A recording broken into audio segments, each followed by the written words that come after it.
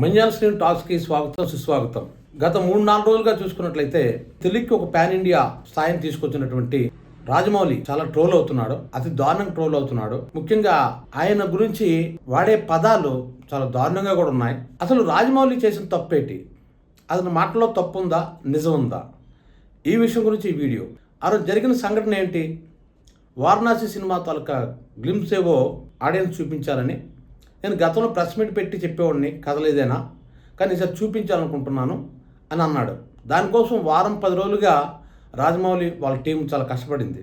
ఎందుకంటే first time IMAX తెర మీద అది చూపించాలనుకున్నాడు అనమాట. అంటే ఒక కొత్త టెక్నాలజీని ఇంట్రడ్యూస్ చేయాలనుకున్నాడు. దానికోసం చాలా కష్టపడ్డారు, చాలా డబ్బు కూడా ఖర్చు పెట్టారు. తీరా చూసి ఏం జరిగిందంటే, ఆ ముందు రోజు వాళ్ళు ట్రయల్ చూసుకుందాం అనుకునేసరికి ఒక డ్రోన్ ఏదో కెమెరా వచ్చిందని దాంతో ఆఫ్ చేస్తారు, లీక్ అయిపోతుందని భయానికి. కానీ తర్వాత మరుసటి రోజు వాళ్ళు అప్పటికప్పుడు సర్దుకొని చేసుకునేసరికి అది ఇబ్బంది పెట్టి 2 సార్లు రాజమౌళి ప్రకటించాడు, ఇంకా వేసేయబోతున్నాం, తెర మీద చూడబోతున్నారని.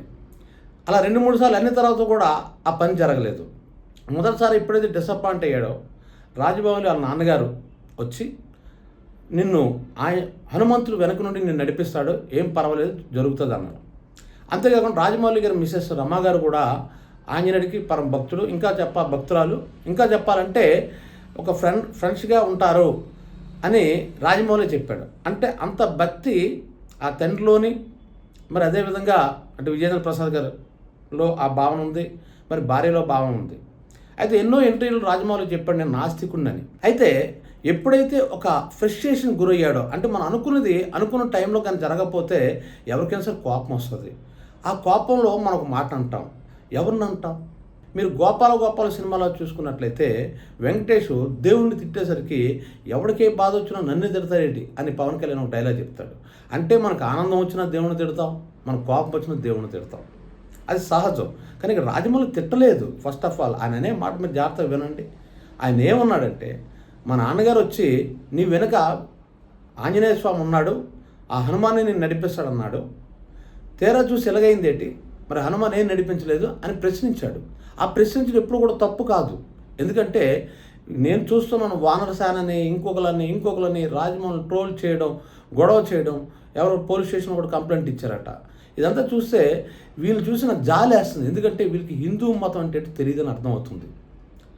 మీకు సాయన మాధవుడు అనే ఆయన సర్వదర్శనం అని చెప్పేసి ఒక పుస్తకం రచించాడు. అందులో క్లియర్గా సర్వదర్శనం మొదటి దర్శనం ఏంటో తెలుసా? చార్వాక దర్శనం. చార్వాకులు అంటే ఏంటో తెలుసా? దేవుణ్ణి నమ్మని వాళ్ళు, పూజలు చేయని వాళ్ళు, వాళ్ళని చార్వాకులు అనేవారు. చార్వాకులు వ్యవస్థ ఆ రోజుల్లోనే చార్వాకులు ఉండేవారు. అంటే ప్రశ్నించటం, వాళ్ళకి కంటికి కనపడిన దాన్ని నమ్ముతారు, వాళ్ళకి రుజువులు కావాలి, ఆ రుజువు ఉంటే నమ్ముతారు. అటువంటి చార్వాకులు కూడా హిందువులే. హిందూ మతం ఇటు ఆస్తికుల్ని ఆదరించింది, అటు నాస్తికుల్ని ఆదరించింది. నాస్తికులు అంటే ఏంటి, ఆస్తికులు అంటే ఏంటో ఈ అర్థం తెలియని వాళ్ళు ఇలా ఊరిగా పైన పడిపోతున్నారు రాజమౌళి మీద. రాజమౌళి అనే కాదు, పొరపాటున ఎవరైనా నోరు జారితే చాలు ఇంకా అక్కడ కాంచి దాడులే. ఇది ఆఫ్ఘనిస్తాన్లో అలా ఉంటుంది అనమాట. పాకిస్తాన్లో కూడా ఒకప్పుడు అలాగే ఉండేది. రంజాన్ నాడు వాళ్ళకైనా ఉపవాసంగా ఉండకపోతే, లేదు షాపులు గట్ట తీసి హోటల్స్ గట్ట తీసి ఆ హోటల్ అట్లా బద్దలు కొట్టేసేవారు. ఎవరిష్టం వాళ్ళదండి, ఎవరిష్టం వాళ్ళది. నేను నాస్తికులని క్లియర్గా ప్రకటించుకున్నాడు కదా. కాకపోతే ఆయన కొద్దిగా తెలివి ఉన్న డైరెక్టర్ కాబట్టి వ్యాపారానికి దెబ్బతినకుండా ఉండడం కోసం నేను అంతగా దేవుణ్ణి నమ్మను అనే పదం చేర్చాడు. కానీ నిజానికి అతను పూర్తి నాస్తికుడు. దీని మీద కూడా ఒకసారి కాంట్రవర్సీ వచ్చింది. బాబు గోగినేని అడిగారు అతను, మరి నువ్వు నాస్తికుడు అయితే గుళ్ళు గోపురాలకు ఎందుకు వెళ్తున్నావని రాజు విమర్శించాడు. ఆయన క్రియేటర్ అండి, అంటే ఒక డైరెక్టర్. ఆ గుడులు చూడడం వల్ల ఆయన కొన్ని థాట్స్ రావచ్చు, లేదు ఇటువంటి సెట్ ఇవ్వచ్చు, పలానా కథకి బాగుంటుంది అని ఆలోచనలు రావడం కోసం కూడా వాళ్ళ ప్రదేశాలను తిరుగుతారు. అందులో గుళ్ళు గోపురాలు ఒక భాగం వాళ్ళకి, క్రియేటర్స్కి, అంటే నాస్తికుడైన క్రియేటర్స్కి. మరి అలా అయితే ఎన్టీ రామారావు యమగోళ సినిమాలోనైతే చివరి అంటే యముడి దగ్గర డైలాగ్స్ కావచ్చు, అదేవిధంగా ఇంద్రుడి దగ్గర డైలాగ్స్ కానీ చూసుకున్నట్లయితే ఈ రోజుల్లో ఆ సినిమాని కాల్చి పారేస్తారేమో. అంతవరకు ఎందుకు, ఆ రోజుల్లోనే నార్త్ ఇండియన్స్ ఈ సినిమాని హిందీలో డబ్ చేస్తే అక్కడ బ్యాన్ చేశారు ఆ సినిమాని. దేవుళ్ళ మీద నువ్వు ఇలా మాట్లాడతావని. ఒక్క విషయం చెప్తాను చూడండి, దేవుణ్ణి ప్రశ్నించే హక్కు ప్రతి ఒక్కడికి ఉంటుంది. అంతవరకు ఎందుకు? ఆస్తికులు పరమ భక్తులు అనుకున్న వాళ్ళు దేవుని తిట్టలేదా? మరి రామదాస్ ఏం చేశాడమ్మా? సీతమ్మకు చేయిస్తే చింతాకు పథకం, లక్ష్మణకు చేయిస్తే పచ్చాల పథకం, ఎవడబ్బా సొమ్మని కులుకు తిరిగావు రామచంద్ర అని అడగలేదా? మరి అప్పుడు అంటే అప్పుడు రామదాసుని కొట్టేస్తారా? రామదాస్ ఇంటి మీదకి వెళ్ళిపోతారా? అంతవరకు చివరి సీన్లో చూస్తే మీరు రామదాస్ సినిమా చూసినా సరే, చివరి సీన్లో చూస్తే అక్కన్న మాదల్ని ఇతను మేనమామ మళ్ళీ నీకు ఉద్యోగం ఇస్తారు కట్టాలని అనేటప్పుడు అప్పుడు నాగార్జున ఒక డైలాగ్ చెప్తాడు, ఆ ప్రభు ఈ ప్రభువుకు దర్శనం ఇచ్చి ప్రభువులు ఒకటిని ప్రకటించుకున్నారు. రాముని నిందించినట్టు కాదా? అంటే మీరు ప్రభువులు కాబట్టి మీరు దర్శనాలు ఇచ్చుకున్నారు, కానీ ఆ ప్రభుకి ఈ ప్రభు దర్శనం ఇచ్చాడు, కానీ నాలాంటి నేను బానిసని నాకెందుకు నువ్వు ఇస్తావు అని నిందించలేదా? ఎంతమంది నిందించలేదు? మన చరిత్రలో చూస్తే మీ సినిమానికి భక్త తుకారం కానీ చూసుకున్నట్లయితే అందులో పాటే ఉంది ఏకంగా, ఉన్నావా అసలు ఉన్నావా, ఉంటే కళ్ళు మూసుకున్నావా అని అందులో చాలా చాలా నిందిస్తాడే. మరి ఆయన పరమ భక్తుడే కదా. కాబట్టి ప్రతి చిన్న విషయానికి కూడా ఏదో జరిగిపోతుంది అనుకున్నట్లు ఆయన అనే దాంట్లో తప్పే ఉంది. ఆ నాన్న ప్రశ్నించాడు, ఆ నాన్న ఆస్తికుడు, ఇతను నాస్తికుడు.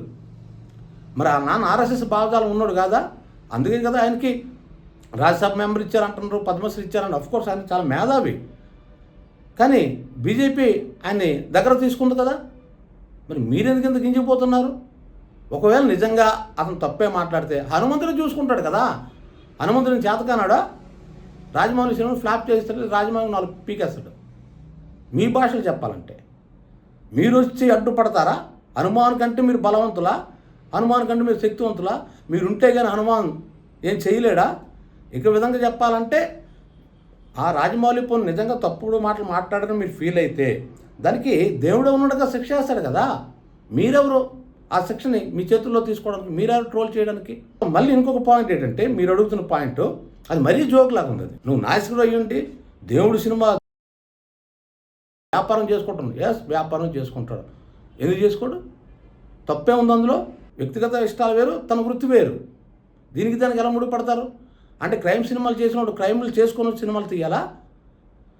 అంటే ప్రేమ సినిమాలు తీసిన ప్రేమించుకొని వచ్చి సినిమాలు తీయ. నువ్వు ప్రేమికుడు కాదు, నువ్వు ప్రేమించి పెళ్లి చేసుకోలేదు, నువ్వు మామూలు పెళ్లి చేసుకున్నట్టు నువ్వు ప్రేమ సినిమాలు తీయకూడదని మీరు నిర్ణయిస్తారా? ఇక్కడ రాజ్యాంగంలో ఎక్కడ చెప్పలేదే. మరి అలా అయితే మహాభారత్ హిందీలో ద టాప్ మోస్ట్ సీరియల్, దాని డైరెక్టర్ ఎవరు అనుకున్నారో? ముస్లిం. తెలుసా మీకు? ఖురాన్ని తెలుగులో అనువదించింది ఎవరు? ఫస్ట్ టైం ఖురాన్ని తెలుగులో అనువదించింది. మరి మీరు చెప్పే సావర్కర్ నేను నాస్తికుడు అని చెప్పాడే. వీర సావర్కర్ నాస్తికుడు అని చెప్పాడు. మరి మహమ్మద్ అలీ జిన్నా అతను నాస్తికుడనే చెప్పాడు. అది సావర్కర్ని కొట్టేస్తారా, మహమ్మద్ అలీ జిన్నాను కొట్టేస్తారా? వెళ్ళి ఈ రాజ్యాంగం మనకేమిచ్చిందంటే నువ్వు ఏ మతానైనా ఆచరించుకో, తప్పు లేదు. నీకు ఏ మతం అంటే నువ్వే మతస్థుని కాదు, నేను నాస్తికుడిని కూడా చెప్పుకునే హక్కు నీకు ఉంది. చార్వాకుల కాలం నుంచి దేవుని ప్రశ్నించడం ఉంది. ఎంతోమంది ప్రశ్నించారు, భక్తులు అనుకున్న వాళ్ళు ప్రశ్నించారు. ఎన్ని చూపించమంటారు అంటే ఉదాహరణలో చరిత్రలో. ఇది సహజం. ఆయన ఇంకో విషయం అంటే మీరు శ్రీరామ భక్తులని చెప్పుకుంటూ ఆ దాడులు చేయడానికి రావటం అంటే చాలా దారుణమైన భాషలు మాట్లాడుతున్నారు కొంతమంది ట్రోల్స్ చేస్తూ. శ్రీరాముడు అదే నేర్పించాడు. శ్రీరాముడు కూడా సహనశీలి ఈ ప్రపంచంలో ఎవరైనా ఉన్నారా అని మళ్ళీ మీరే చెప్తారు. శత్రువు అయినటువంటి రావణాసురుడిని కూడా గౌరవించాడు. తన భార్యను పట్టుకుని వెళ్ళిపోయిన కూడా గౌరవించాడు. గురువు మాటను గౌరవించాడు. అది కదా శ్రీరామచంద్రుడి చరిత్ర నుంచి మనం తెలుసుకోవాల్సిందే. అంతేగాని ఒక మాట్లాడితే చంపేస్తాం, పొడి చేస్తాం, కేసులు పెట్టేస్తాం, ఇది ఎక్కడ సిస్టమ్ అర్థం కావటం లేదు. కొన్ని దేశాలు ఉన్నాయి, మత పిచ్చోళ్ళు అక్కడ ఉన్నారు. బస్సులకి నల్లటి రంగులు రాయిస్తారు, నల్ల రంగు రాసేస్తారు. అక్కడ ఉన్న ఆడవాళ్ళు చూడకూడదని. ఆఫ్ఘనిస్తాన్ దేశం చాలా హింస పెడతారు అక్కడ. రూల్స్ ఇండియా అలాంటిది కాదు, మన రాజ్యాంగం అలాంటిది కాదు.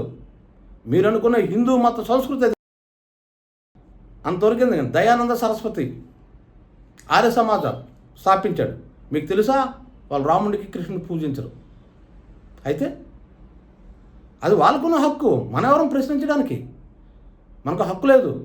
రాజమౌళి ఆ ఫ్రస్ట్రేషన్లో, అది వాళ్ళ నాన్న కాబట్టి, అది వాళ్ళ నాన్న ఆ సినిమాకి కథా రచయిత కాబట్టి, తన భార్య కూడా అందులో వన్ ఆఫ్ ది పార్టిసిపెంట్ కాబట్టి, అక్కడ ఉంది వాళ్ళ భార్య తండ్రి ఇంట్లో ఎలాగైతే మాట్లాడుకుంటూ అతను అలాగ అనేసాడు అక్కడ. అయినా అతనే హనుమంతుడు నేను నిందించలేదు, నువ్వు అనుకున్న హనుమంతుడు మరి దీన్ని ముందుకు నడిపించాలి కదా, ప్రశ్నించాడు. ప్రశ్నించకపోతే ఇంకెందుకు, ప్రశ్నించాలి. రాజ్యాంగం మనం ప్రశ్నించే హక్కు ఇచ్చింది. వీళ్ళు ఎవరు మనోభావాలు దెబ్బతున్నాయి? హనుమంతుడు చేతకానాడు, అసలు అతను లంక వెళ్ళలేదు, సముద్రం దాటలేకపోయాడు, ఇవన్నీ చెప్పాడు అతను. అవేవనంటే పని మా మనోభావాలు దెబ్బతున్నాయి అనుకోవడానికి, అవే అనలేదు కదా. ఇదొక ఇష్యూ. ఇంకోటి ఏంటి, మీరు ఏకంగా సినిమాలే తీయొద్దు అంటున్నారు, దేవుడి సినిమాలు తీయొద్దు అంటున్నారు. ఇంతకుముందు చెప్పిన క్రైమ్ సినిమాలు తీసుకుని క్రైమ్ చేసుకుని వచ్చి సినిమాలు తీయాలా?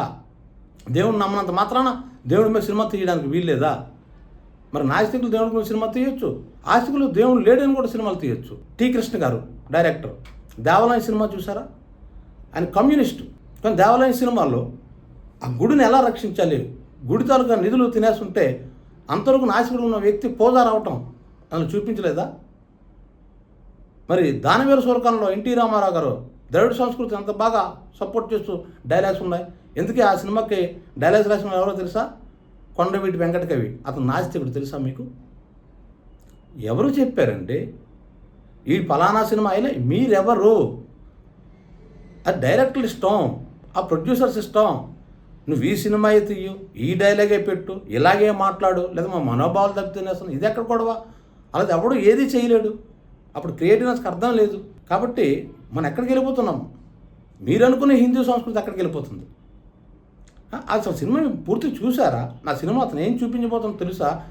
అప్పుడు అలాగే RRRలోని ఎన్టీ రామారావు ముస్లిం టోపీ పెట్టాడు, కొమరం భీం క్యారెక్టర్ ముస్లిం టోపీ పెట్టడం ఏంటి? అసలు సినిమా చూస్తే కదా ఆ డైరెక్టర్ ఎందుకు అక్కడ ఆ టోపీ పెట్టించాడు అన్న విషయం మనకు అర్థమవుతుంది. సినిమా చూడకముందే వాళ్ళ పనులు చూసి ఇది ఎక్కడ పైత్యం వస్తుందో ఈ సమాజానికి అర్థం కావట్లేదు. ఇలా మనం ఒకరికొకరం ఇచ్చేసుకుంటూ వెళ్ళిపోతే ఏమవుతుంది అనుకున్నారు? ప్రతిదీ మత కోణంలోంచి చూడాలా? నేను అంటుంది ఒకటే అండి, ఒకవేళ అతను నిజంగా ఆంజనేయ స్వామిని విమర్శిస్తే ఆంజనేయుడు చూసుకుంటాడు. అంత శక్తిహీనుడా ఆంజనేయుడు? పర్వతాన్ని మోసినాడు, రాజమౌళిని ఇసిరి అవతల పారేయలేడు. ఇది కదినే కామన్ సెన్స్ కదా. మనం ఎవరు ఆంజనేయుడితో గొడవడానికి? అది ఏ మతానికి వర్తిస్తుంది? ఇది నేను ఒక మతం గురించి మాట్లాడటం లేదు. రేపు అంతవరకు రాజాదిరాజ సినిమా తీశారు. ఎవరు తీశారు తెలుసా? బాపు గారు. బాపు గారు అంటే ఏంటో తెలుసా? పరమ పరమ పరమ శ్రీరాముడు భక్తుడు. ఆయన శ్రీరాముడు భక్తుడు. ఆయన సంపూర్ణ రామాయణం తీశాడు. చిరంజీవి గారు ఇల్లు కట్టుకున్నప్పుడు ఆ డోర్ కటర్స్ మీద, తలుపు మీద బాపు గారి చేత బొమ్మ వేయించుకున్నాడు, శ్రీరాముడు బొమ్మ. అంత భక్తుడు అతను. రాజాదిరాజ అనే క్రిస్టియన్ సినిమా తీశాడు, కృష్ణ మతానికి సంబంధించి. అందులో యాక్టింగ్ చేసిన నూతన ప్రసాద్ వీళ్ళంతా కూడా మళ్ళీ హిందువులే. కళకి మతం ఏంటండి? ఒక ఆర్ట్కి మతం ఏంటి? అది అర్థం కావటం లేదు. అలా చూసి భయం వేస్తుంది అసలు. సమాజాన్ని చూస్తే ఎవరు ఏం మాట్లాడాలని భయపడుతున్నారు. ఆ దేవాంతకుడు సినిమా, పాత దేవాంతకుడు ఎన్టీఆర్ సినిమా చూడండి, ఎలాంటి డైలాగ్స్ ఉంటాయి. యమగోళ చూడండి, ఎలాంటి డైలాగ్స్ ఉంటాయో. అంత దానవీర సూరకర్ణ చూడండి, ఎలాంటి డైలాగ్స్ ఉంటాయో. ఎందుకంటే ఎన్టీ రామారావు మీద ద్రవిడ సిద్ధాంత ప్రభావం ఉంది. మళ్ళీ ఎన్టీ రామారావు తలలేసి పూజలు చేస్తాడు. అలా అయితే ఇప్పుడు ఎన్టీ రామారావు గారు ఒక్క సినిమా కూడా తీయలేరు. ఇలాంటి సినిమాలు ఎన్నో సినిమాల్లో అతను విమర్శించాడు. ఇదంతా ఎందుకు? సినిమాలు వేరు, వాళ్ళ క్రియేటివ్నెస్ వేరు. మీ నమ్మకం మీకు ఉంటే రాజమౌళి నమ్మకం రాజమౌళికి ఉంటుంది. ఏదో ఫ్రస్ట్రేషన్లో మనం ఎన్ని మనకేదో లాటరీ పేలింది, లేదా పరీక్ష పాస్ అయినా ఉద్యోగం వచ్చింది, అమ్మయ్య దేవుడా నన్ను రక్షించారా, నాకు లైఫ్ చూపించావు అని అంటాం. అదే మనకు యాక్సిడెంట్ ఏదో అయింది, ఏదో నష్టం జరిగింది అనుకో, పరం భక్తులు మనం, ఏదో నష్టం జరిగింది అప్డేట్ అంటాం. ఏమయ్యా నిన్నంత పూజిస్తున్నాను, ఇదేనా నువ్వు నాకు చూపించావు, నువ్వేం శాడిస్ట్వా, ఇలాగైనా చేస్తావు నీ భక్తుణ్ణి అని ప్రశ్నించమా? ప్రశ్నించాలన్నా, తిట్టాలన్నా, పొగడాలన్నా, కీర్తించాలన్నా, భజన చేయాలన్నా, పూజ చేయాలన్నా, ప్రార్థన చేయాలన్నా మీ మనుషులందరికీ హక్కు ఉంది దేవుడి మీద. ఎందుకు చెప్పమంటారా? మీరు చెప్పే సిద్ధాంతం ప్రకారమే ఈ సృష్టినే సృష్టించిన భగవంతుడు, మన తండ్రి లాంటివాడు. కొన్నిసార్లు తండ్రి మీద మనం అలగమా తండ్రిని ప్రేమించమా, గౌరవించమా, అలగమా, అన్నీ ఉంటాయి. మరి దేవుడు మనకు తండ్రి లాంటి అనుకున్నప్పుడు మనకు ఏదైనా కష్టం వచ్చినప్పుడు ఆ తండ్రి మీద అలుగుతాం. అంత మాత్రం చేత తండ్రి కాకుండా పోరు, వీళ్ళు పిల్లలు కాకుండా పోరు. ఇక్కడ నాస్తికుడివి, మరి అలాంటప్పుడు నువ్వు దేవుడి సీనులు ఎందుకు చేస్తున్నావు అని అడుగుతున్నారు. ఇది అర్థం పర్థం లేనిది. అంటే దేవుడు నిజంగా అందరిని సృష్టించినట్టు అంత నాస్తికుడిని కూడా దేవుడే సృష్టించాడు. కామన్ పాయింట్ ఎందుకు మర్చిపోతున్నారు మీరు? దేవుడు నాస్తికుడు నేను అనుకున్నట్లయితే నన్ను కూడా దేవుడు సృష్టించాడు. నువ్వు ఆస్తికుడు అయితే నిన్ను కూడా దేవుడే సృష్టించాడు. నన్ను నాస్తికుడిగా దేవుడు ఎందుకు సృష్టించాలి నన్ను? అలాంటప్పుడు దేవుడు నన్ను సృష్టించమని నేను అడిగానా? నన్ను నాస్తికుడిగా సృష్టించమని నేను అడిగానా అని రాజమౌళి అడిగితే ఈ ప్రశ్న ఒక తప్పేమైతే దేవుడు తప్పు అవుతుంది. రాజమౌళి తప్పు అవుతుంది. ఎందుకంటే రాజమౌళి నన్ను నాస్తికుడిని సృష్టించాడు దేవుడు. ఇది కనీసం కామన్ సెన్స్ పాయింట్. ఇది కూడా అర్థం చేసుకోలేక మీరు ఏం మాట్లాడుతున్నా అర్థం కావట్లేదు. కాబట్టి నా దృష్టిలో రాజమౌళి ఒక్క తప్పు కూడా చెయ్యలేదు. ఆయన దేవుణ్ణి విమర్శించలేదు. తన ఫ్రస్ట్రేషన్ని తన తండ్రి మీద చూపించుకున్నాడు. హనుమాన్ ఇంట్లో ఉంటే అలా అలాగే మాట్లాడుకుని ఉండేవారు. అది వేదిక కాబట్టి ఇంతమంది ఇదయ్యారు. ఇందులో కూడా మీరు కేసు పెట్టండి, పోనీ అతని మీద పెట్టారు. ఎక్కడో పెట్టారు, కోర్టు ఏం చెప్తో చూద్దాం. ఆ హక్కు రాజ్యాంగం ఇచ్చింది. ఆయన ఎవరి మనోభావం దెబ్బ కొట్టలేదు. ఇప్పుడు అతను నాయకుడు, పోనీ మీరనే మాటల ప్రకారం అతను నాయకుడు అనుకుందాం. అతను అన్నమయ్య సినిమా చూస్తాడు. అన్నమయ్య సినిమాలో ఏమో దేవుడు ప్రత్యక్షం అయిపోయినట్టు, దేవుడు తనలోకి తీసుకున్నట్టు చివరిలో అన్నమయ్యని చూపిస్తాడు. ఇప్పుడు రాఘవేంద్ర మీద కేసేస్తే నా మనోభావం దెబ్బతిన్నది. దేవుడు లేడని నా మనసు. మనోభావం అంటే ఏంటి?